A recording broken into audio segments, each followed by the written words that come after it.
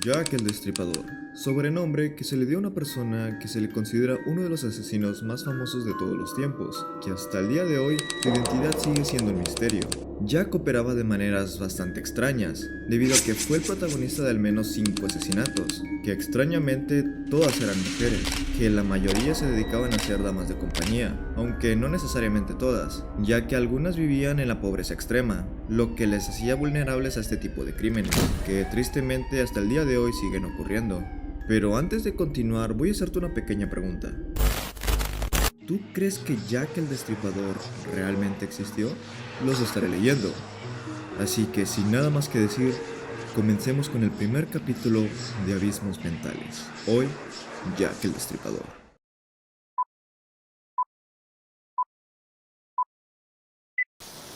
Londres, 31 de agosto de 1888. Fue el día en el que se encontró el cuerpo sin vida de Maria Nichols, quien se convirtió en la primera víctima de Jack el Destripador. Pero ya que hablamos de Mary, debemos de hablar sobre las otras 4 víctimas, que fueron las siguientes: Annie Chapman, Elizabeth Straight, Catherine Eddowes, Mary Jane Kelly. Este grupo de mujeres fueron apodadas como las 5 canónicas, por el hecho de ser las 5 víctimas confirmadas a manos de Jack el Destripador. Pero como todo en la vida, hay que empezar por el principio.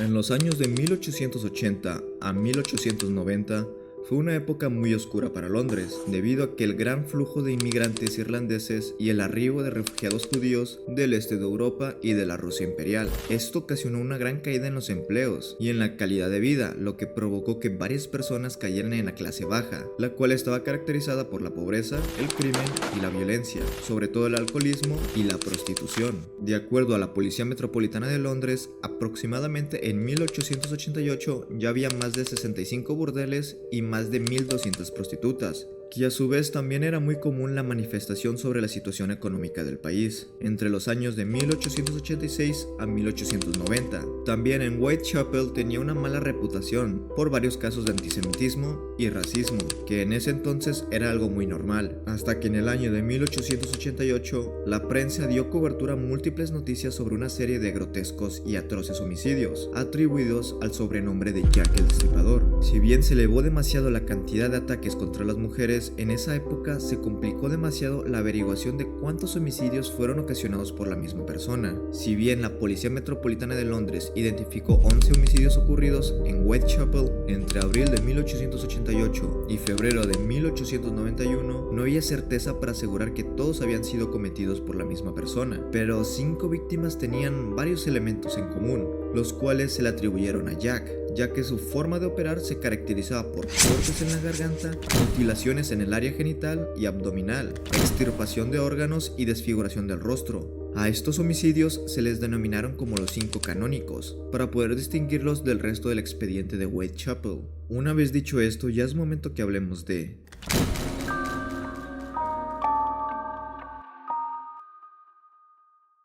La policía encontró el cuerpo de la primera víctima de Jack, llamada Maria Nichols, a las 3:40 de la mañana del viernes 31 de agosto de 1888, en Bucks Road, Whitechapel. Tenía un par de cortes en la garganta, el abdomen parcialmente rasgado, con una profunda hendidura en zigzag y varias incisiones hechas con el mismo cuchillo. Esto fue lo único que pudieron conseguir, debido a que no hubo testigos que pudieran dar más información acerca del caso. Pero 8 días después del homicidio de Mary, se encontró el cadáver de Annie Chapman, el sábado 8 de septiembre, a las 6 de la mañana cerca de la calle Hanbury, en Spitalfields. Annie tenía 2 cortes en la garganta, al igual que Mary. Sin embargo, en el caso de Annie, su vientre había sido completamente abierto, con sus órganos expuestos por encima de un hombro, y le habían extirpado el útero. Pero un testigo afirmó haber visto a Annie, media hora antes del crimen, junto a un hombre de cabello oscuro y con apariencia de noble. En la madrugada del domingo 30 de septiembre, el cuerpo de Elizabeth Straight fue descubierto en Littlefields,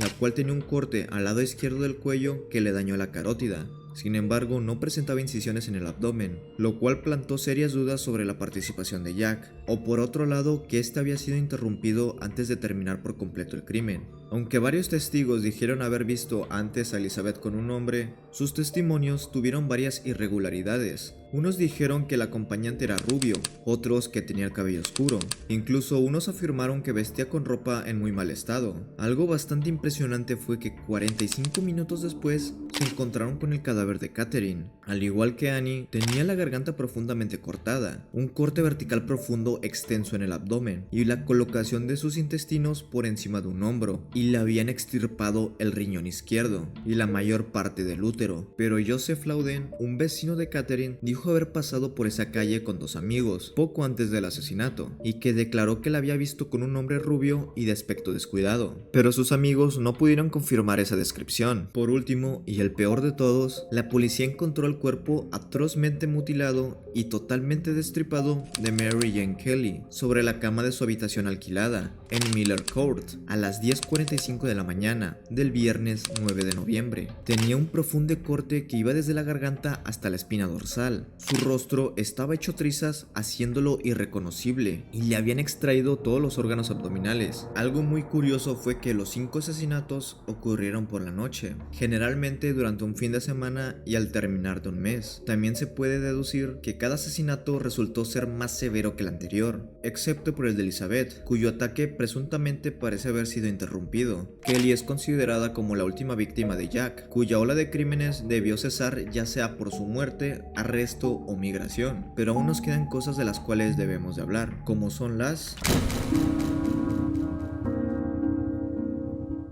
Debido al tipo de heridas de las víctimas, la policía consideró inicialmente como sospechoso a múltiples carniceros, cirujanos y médicos. Por la misma razón, a finales de octubre, le pidieron a un médico forense que evaluara las heridas de las víctimas y ofrecerles un punto de vista con respecto a los posibles conocimientos quirúrgicos del homicida, basándose en el examen del cadáver con mayor mutilaciones y los registros de autopsia del resto de las víctimas canónicas. Se considera como uno de los perfiles criminales más antiguos de la historia. No cabe duda que los 5 asesinatos fueron cometidos por la misma mano. En las primeras 4 víctimas, las gargantas parecen haber sido cortadas de izquierda a derecha, y en el último, debido a la extensa mutilación, es imposible decir en qué dirección lo hizo, aunque se encontró sangre arterial en la pared salpicada, cerca de donde la cabeza de la mujer debió haber estado. Las circunstancias en torno a los homicidios llevaron a deducir que las mujeres estaban recostadas al momento de ser asesinadas, y en todos los casos el homicida cortó primero las gargantas. En ese entonces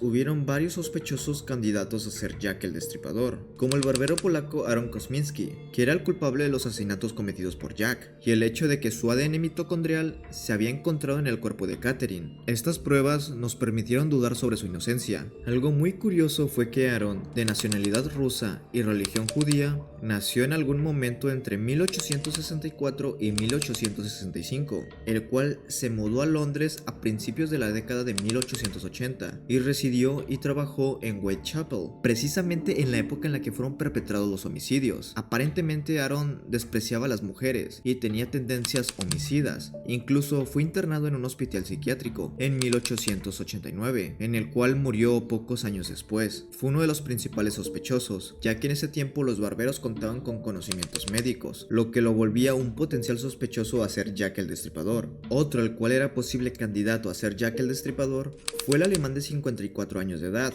el cual es otro de los sospechosos, ya que Carl era conocido por ser un verdadero psicópata, que de hecho ya se había declarado culpable de mutilar a varias mujeres. Incluso su abogado creía que él era Jack el Destripador. Durante su vida, Carl fue conocido por diferentes seudónimos y por ser también un marinero mercante que trabajaba en algunos lados cerca de Whitechapel. Diversos registros prueban que Carl se encontraba trabajando en Whitechapel todas las noches en las que Jack el Destripador cometió un asesinato, y tanto como él y algunos colegas habrían sido vistos en los burdeles cercanos. Luego de que Carl emigrara a América, aproximadamente en 1890 fue arrestado y condenado a la silla eléctrica, debido por asesinar a una mujer llamada Juliana. Los expertos consideran que hubo muchas similitudes entre el asesinato de esta mujer y los que ya habían sido perpetrados por Jack el Destripador. Estos sospechosos sin duda cuentan con varias similitudes respecto a quién podría ser realmente Jack el Destripador, pero esto me deja con la siguiente pregunta.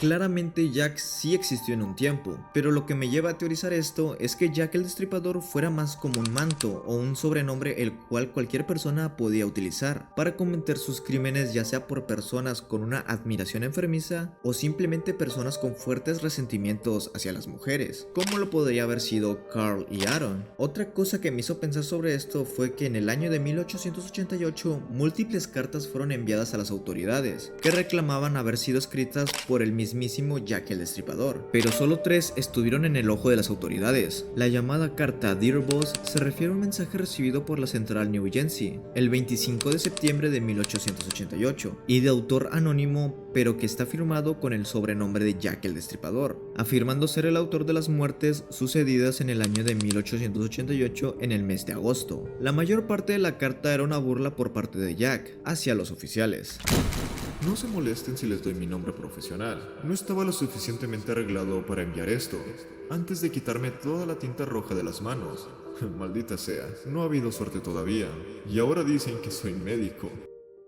Otra carta que decía haber sido escrita por el verdadero Jack fue la postal llamada Saucy Jack, que es el nombre atribuido a un mensaje recibido en 1888, que supuestamente fue escrito por el verdadero asesino, aunque también cabe la posibilidad de que fuera solo una broma pesada. El contenido de la postal mencionaba el doble asesinato de Elizabeth y Catherine, lo que se le dio cierta credibilidad.